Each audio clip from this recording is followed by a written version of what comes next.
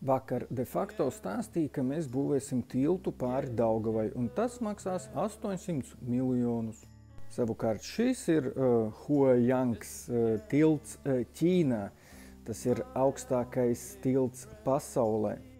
Salīdzinājumam Vanšu tilta laidums ir 300 metri, savukārt šim 1400.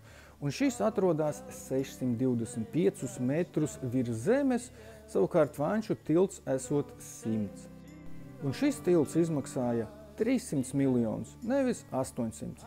Un pa lielam varēja pasūtīt pie ķīniešiem, viņi vienkārši uztaisīt, atbraukt un pārliktu pāri, pat pāļus Daugavā nevajadzētu dzīt iekšā.